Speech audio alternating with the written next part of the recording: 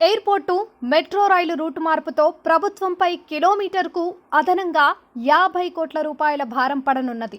కేసీఆర్ సర్కార్ శంకుస్థాపన చేసిన రాయదుర్గం ఎయిర్పోర్ట్ మెట్రో మార్గంతో 200 కోట్ల రూపాయలు ఖర్చవుతుందని అంచనా వేయగా, కాంగ్రెస్ సర్కార్ ప్రతిపాదించే 2 రూట్లలో మెట్రో ప్రాజెక్టు నిర్మాణం చేపడితే 250 కోట్ల రూపాయలకు పైగా ఖర్చవుతుందని అధికారులు ప్రాథమికంగా అంచనా వేస్తున్నారు.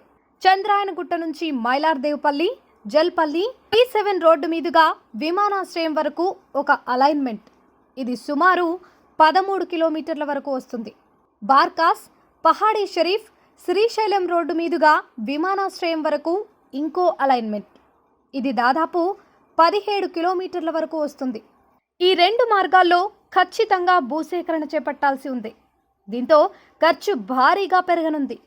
అయితే రాయదుర్గం మార్గంలో ఔటర్ రింగ్ రోడ్ వెంట గతంలోనే మెట్రోకు భూమిని కేటాయించిన నేపథ్యంలో 31 కిలోమీటర్లలో సుమారు కిలోమీటరు మినహా మిగిలిన చోట్ల భూసేకరణ అవసరం లేదు. శంషాబాద్ అంతర్జాతీయ విమానాశ్రయానికి మెట్రో రైలు ప్రాజెక్టు నిర్మాణం కోసం కేసీఆర్ ప్రభుత్వం రాయదుర్గం ఎయిర్పోర్ట్ అలైన్మెంట్ను ఖరారు చేసింది. వాస్తవానికి 2018లోనే ఈ ప్రతిపాదనపై అధ్యయనం చేయాలని అప్పటి సీఎం కేసీఆర్ ఆదేశించారు. ఢిల్లీ మెట్రో రైలు బృందం ఈ అలైన్మెంట్పై అధ్యయనం చేసి 2020లో సమగ్ర ప్రాజెక్టు నివేదిక ఇచ్చింది. 6,250 కోట్ల రూపాయలతో రాయదుర్గం నుంచి ఎయిర్పోర్ట్ వరకు 31 కిలోమీటర్ల మేర మెట్రో నిర్మాణాన్ని చేపట్టాలని సూచించింది. ఇందుకు అనుగుణంగా గత ఏడాది నవంబర్ 27న కేసీఆర్ ఎయిర్పోర్ట్ మెట్రో ప్రాజెక్టుకు శంకుస్థాపన చేశారు. అప్పటి నుంచి మెట్రో రైలు ప్రాజెక్టు అధికారులు సర్వే చేసి మార్క్ కూడా చేశారు.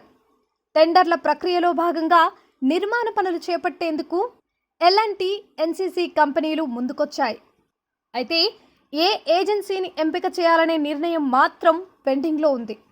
2 రోజుల క్రితం సీఎం రేవంత్ రెడ్డి మెట్రో రైలు ప్రాజెక్టుపై సమీక్ష జరిపి ఆ ప్రాజెక్టును రద్దు చేశారు. పాతబస్తీ మెట్రోలో భాగంగా MGBS నుంచి ఫలక్నుమా వరకు ఎలాగో ప్రాజెక్టును చేపడుతున్నందున అక్కడి నుంచి శంషాబాద్ విమానాశ్రయం వరకు మెట్రోను పొడిగించాలని సూచించారు. ఎల్బీ నగర్ నుంచి చంద్రాయనగుట్ట మీదుగా కూడా శంషాబాద్ విమానాశ్రయం వరకు మెట్రోను కొనసాగించాలని ఆదేశించారు. ఫలక్నుమా నుంచి చంద్రాయనగుట్ట, ఎల్బీ నగర్ నుంచి చంద్రాయనగుట్ట 2 మార్గాలు ఒక చోట కలిశాక ఒకే మార్గంగా శంషాబాద్ విమానాశ్రయం వరకు అలైన్మెంట్ను రూపొందించాల్సి ఉంది. ఇందులో తక్కువ వ్యయంతో అయ్యే మార్గాన్ని ఎంపిక చేయాలని అధికారులకు సూచించారు.